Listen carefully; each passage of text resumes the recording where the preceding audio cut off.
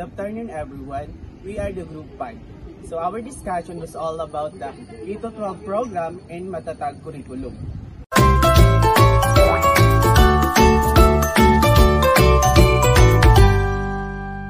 K-12 program natin. And then, extend basic education from 10 years to 12 years. Nag-add sila ng 2 years from senior high, so mas dumami yung mga nagdagdag sila ng 2 years para sa ating education. And the next is provide holistic and comprehensive education experience. So dito mas napalawak nila yung kakayahan ng mga estudyante, and nag super lawak talaga, and basta madami. And next is prepare students for higher education, employment, and entrepreneurship, and middle skills or develop. So dito na-develop na yung mga skill at pinaghahandaan na sila before sila mag-graduate. So para maging maging ready for the graduate, ganyan. And then sa K-12 program framework natin is nature of the learner is has a body and spirit, intellect, free emotion, multiple, intelligent in learning skills. And next is constructor of knowledge and active maker of meaning, not a passive recipient of information. So dito po pinapakita po yung mga nature of learning natin sa framework. And next po ay need of the learner. So ang need po ay una po life skill, self actualization, and next preparation for the world of the work, entrepreneurship, higher education. And next po is need of national global community. The first bullet is puberty reduction in human development, and next is strengthening the moral fiber of the Filipino people, and next po is the development of strong sense of nationalism, and next is development of production citizens of contribute to the building of a progressive just in the humanities society. And next, ensuring environmental sustainability. And lastly is the global partnership for development. Basically, develop Filipino with a 21st century skills. So, being and become a whole person. Dito, skills is information, media and technology skills, learning, innovation skills, community skills, life and career skills. So the learning area is language, technology and livelihood, education, mathematics and science, arts and humanities. And next is curriculum support system. So the teachers and material, facilities and equipment, ICT and assessment, school, leadership and management, and school division, technical assistant, community industry, relevant and partnership. And K-12 program framework is learning centered, inclusive and research based. Next is standard competency based, seamless, guessed it? Yes. And culture responsive and culture sensitive, integrative and contextualism, relevant and responsive. And next is flexible, ICT based and global.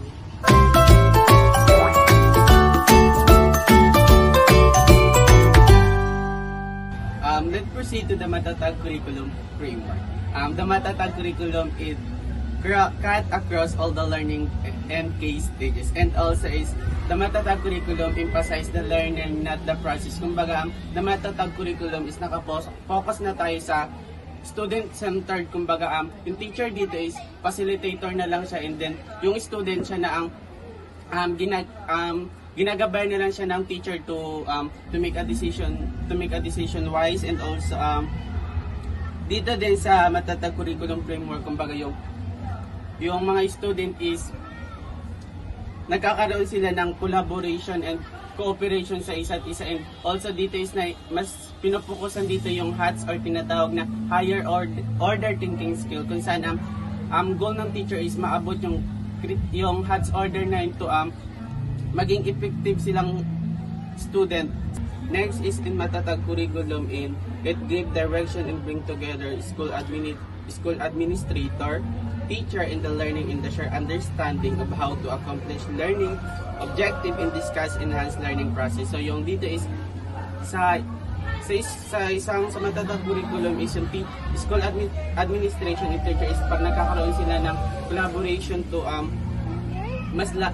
mas enhance yung learning, mas ma-enhance ang progress ng isang estudyante. Next it provides flexibility and promoting creativity, collaboration not also among learners but also among teacher and instructional leaders. So isa sa ini-emphasize ng matatag curriculum is yung magkaroon ng collaboration and cooperation ng isang estudyante sa kapwa niya estudyante but hindi lang sa kapwa niya estudyante kundi sa kanyang teacher or sa lahat ng administration sa isang school. Next is it is descriptive rather than prescriptive.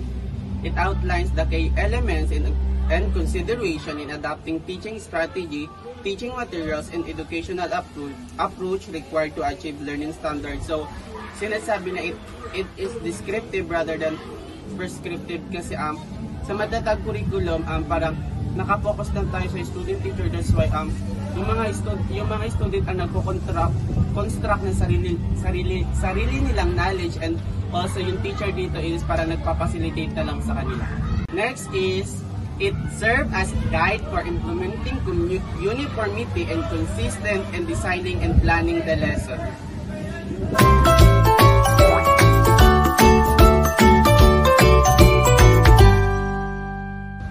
Okay, now let's proceed to the difference of K-12 program in matatag curriculum.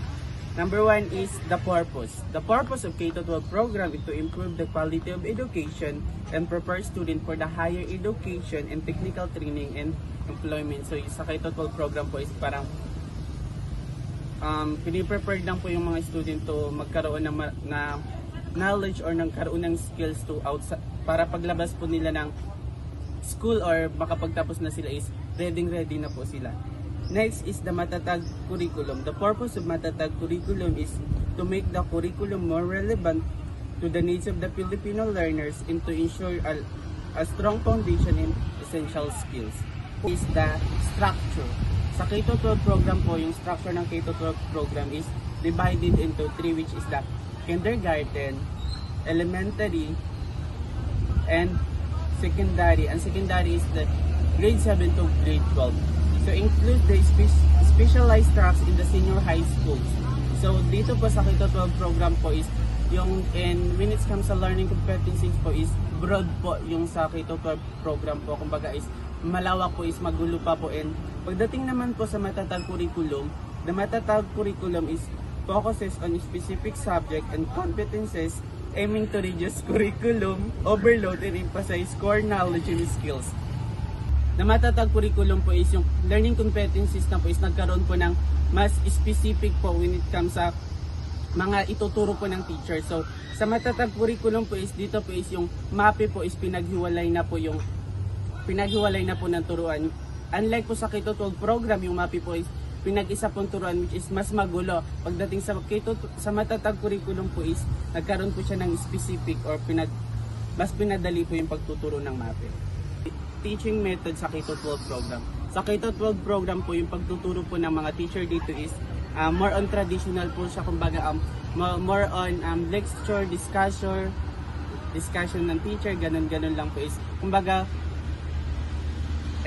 magkakaroon lang po ng limitation yung mga estudyante na magtaas ng kamay, and also in hands-on activities po. Next is matatag curriculum naman po is emphasis experiential and collaborative learning approaches to enhance student engagement and knowledge retention.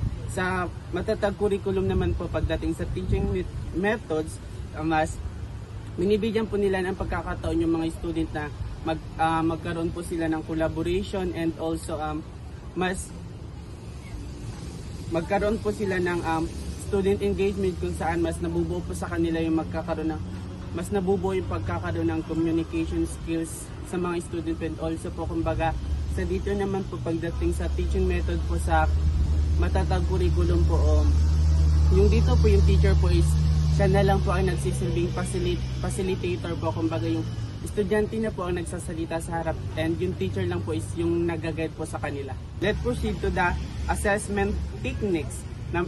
Sa K-12 program po, when it comes to assessment po is parang nag-rely lang po dito sa traditional assessment po like exam and quizzes. Unlike po naman sa matatag curriculum, when it comes to assessment naman po, kumbaga is incorporate progressive assessment methods such as project-based assessment and portfolios. So sa assessment po sa matatag curriculum po is dito binibigyan mga estudyante ng mga activities katulad ng mga paggawa po ng mga portfolio and project based po. Next po is alignment with standard po. Sa K-12 program po is aligns with international benchmark to ensure student can compete globally. So sa K-12 program po is nagdagdag lang po ng 2 years para po yung Pilipinas po is makasabay po sila sa educational system ng ibang bansa. And next is matatag curriculum naman po is balance global standard with local context, emphasizing local issues and experiences. So sa matatag curriculum naman po is parang nag-focus lang po sila sa mga local issues which is nandito lang po sa Pilipinas and focus more on experiences po. Next po is the preparation for the future. Sa K-12 program po is piniprepare lang po yung mga student pagdating po sa college or employment through various track or strand. Kung sa K-12 po is parang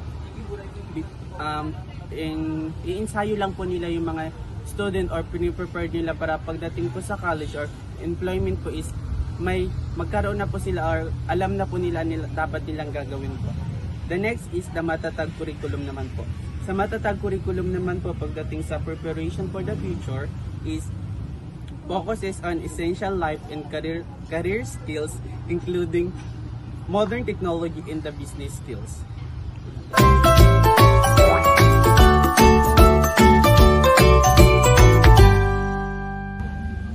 Next is Philippine education scenario from PISA result. So in 2022, the Philippines scored below the OECD average in mathematics, reading, and science. Only 60% of students attended level 2 proficiency in mathematics, significantly lower than the OECD average of 69%. So sa 2022, nag-score yung Philippines below sa OECD, nag-average sila sa mathematics, reading, and science. And then 16% student yung nag-attend at least level 2 proficiency sa mathematics and significantly lower than the OECD average of 69%. Next is male students show a slight improvement in reading while female students show slight improvement in mathematics and science. Students from private perform significantly better than those from public school. So in male student is nag-show ng slight improvement in reading, but in female nag-show slight improvement in mathematics and science. In other private school nag-perform ng significantly better than those in public school. And lastly, a large proportion of students, 36%, which among most disadvantaged socio-economically, which impact their performance. And next is the Philippines ranked last among Asian countries, only ahead of Cambodia in science and reading. This indicates a need of significant improvement the education system. So this is the end of our discussion about the K-12 program And matatag curriculum. And again, I'm Calvin Cannon. I'm John Patrick Apasible. Thank you for watching.